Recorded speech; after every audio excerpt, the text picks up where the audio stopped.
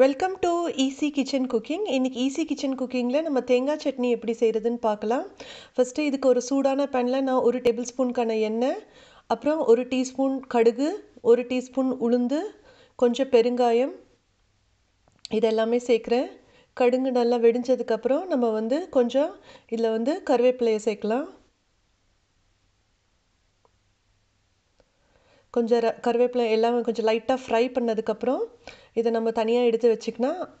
அப்புறம் நம்ம இதை தேங்காய் சட்னியோட நம்ம இதை சேர்க்கலாம்.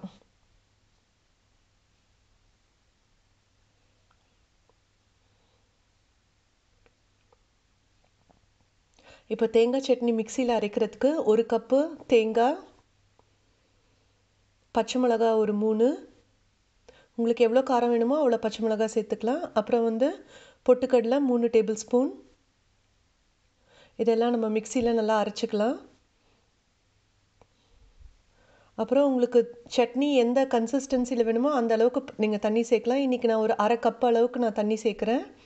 அப்புறம் இதில் உப்பு 1 டீஸ்பூனுக்கான உப்பு இதில் நான் சேர்க்குறேன். அப்புறம் நம்ம தாளித்து வச்சுருக்கிற அந்த கடுகு உளுந்து மிக்ஸை இதில் நம்ம ஆட் பண்ணலாம். இது எல்லாத்தையும் மிக்ஸ் பண்ணால் நம்மளோட சட்னி ரெடி ஆகிடுச்சு. தேங்க்ஸ் ஃபார் வாட்சிங் ஈஸி கிச்சன் குக்கிங்.